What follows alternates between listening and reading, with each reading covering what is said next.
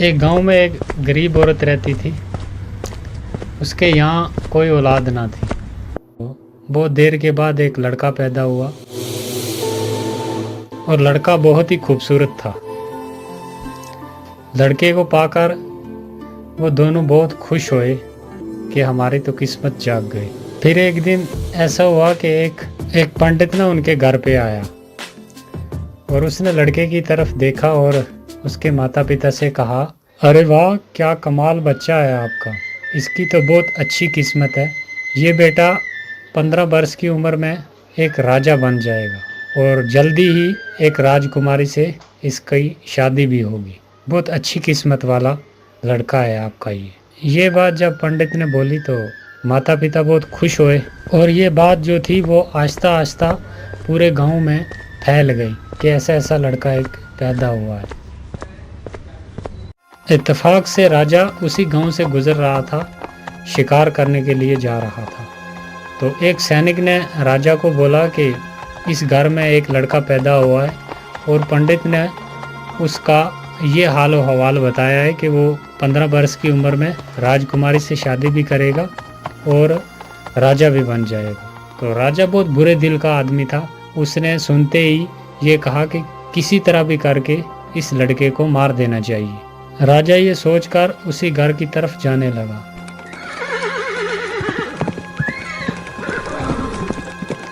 चलते चलते जब उस घर पहुंच गया तो उसने उस लड़के के माता पिता से कहा,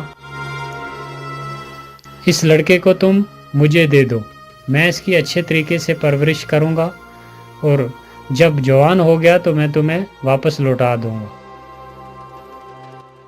नहीं नहीं राजा जी, हम आपको अपना बेटा नहीं दे सकते। बहुत देर के बाद हमारे यहाँ एक बेटा पैदा हुआ है, तो आप क्षमा करें हमें। माँ ने जब इनकार कर दिया तो राजा के डराने धमकाने से आखिर मान ही गए दोनों बेटा देने के लिए। राजा लड़के को लेकर एक जंगल की तरफ चला गया।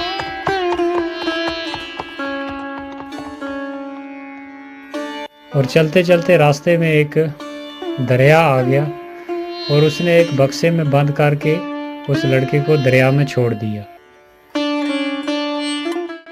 बादशाह जिस वक्त बक्से को दरिया में डाल रहा था तो जंगल की परियां सैर के लिए आई हुई थी। परियां बहुत ही नेक दिल की थी। परियों को बच्चे पे बहुत तरस आया और उसने उस बक्स की हिफाजत शुरू कर दी। बहुत दूर तक परियां उसके साथ गईं। चलते चलते आगे नदी के किनारे एक जिमींदार का मकान आ गया और उसकी पत्नी जो थी वो नदी के किनारे घूमने के लिए आई हुई थी। तो उसने देखा कि एक बक्स तैरता हुआ उसके पास आ रहा है।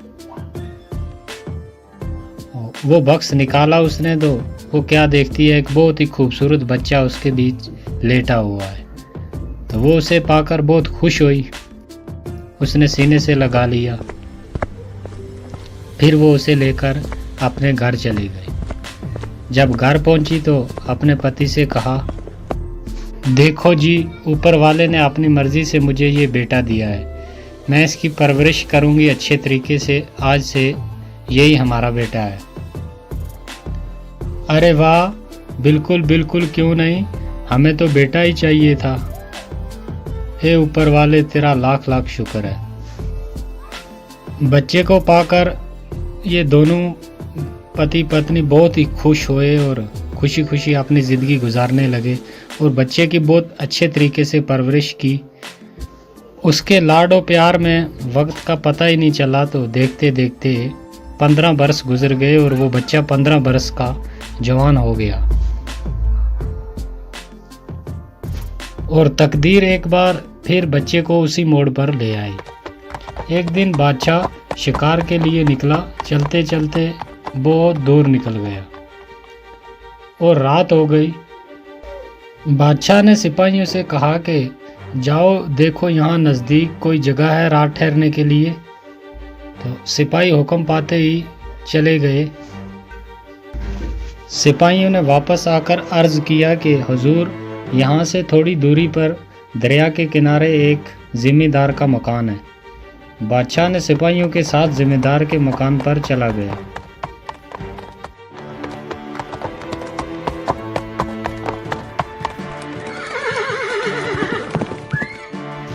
बादशाह जब उसी घर पहुंचा तो घर वालों ने बड़ी इज्जत और खलूस के साथ उसे खिलाया पिलाया, अच्छे तरीके से उसकी मेहमान नवाजी की। फिर बादशाह ने क्या किया कि उस जिम्मेदार से पूछा, क्या तुम्हारी कोई औलाद है, कोई लड़का है, लड़की है तुम्हारी? हुजूर, हमारा तो अपना कोई बेटा नहीं है, लेकिन ऊपर वाले ने ये बेटा हमें दिया हुआ है। अब तो यही लड़का यही लड़की, हमारा तो सब कुछ यही है।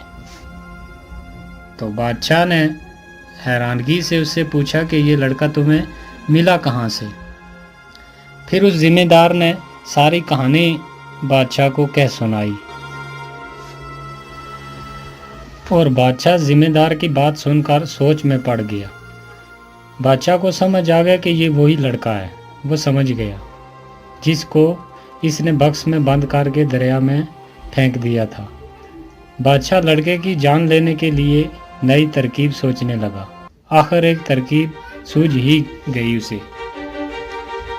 बादशाह ने जिम्मेदार से कहा, क्या तुम्हारा लड़का मेरा एक काम कर देगा? जिम्मेदार ने जवाब दिया, बड़ी खुशी से हुजूर, आप बादशाह हैं, आपका कहना कैसे मोड़ सकते हैं, आप हुक्म कीजिए। तो बादशाह ने कहा कि मेरा ये खत लेकर अपने लड़के को फौरन मेरे शाही महल भेजो। जिम्मेदार ने बादशाह से अर्ज किया कि हुजूर, अभी तो बहुत रात हो गई है और रास्ते में बहुत घना जंगल भी है, तो अगर आपको इतराज़ ना हो तो सुबह होते ही मेरा लड़का जो है वो खत लेकर चला जाएगा। तो बादशाह ने कहा कि नहीं नहीं, अभी और इसी वक्त जाना होगा। तो बाप ने बेटे को खत देकर आखिर रवाना कर दिया। वो चलने लगा। चलते चलते आगे घना जंगल आ गया और काफ़ी रात भी हो गई थी। तो उसे नींद आ गई, एक पेड़ के नीचे सो गया। वो सो रहा था कि वहाँ पर परियां आ गई, वही परियां जिन्होंने उस बक्स की उस वक्त हिफाजत की थी। तो उसके हाथ में वो ख़त देखा परी ने और फ़ौरन आकर वो ख़त लेकर पढ़ा।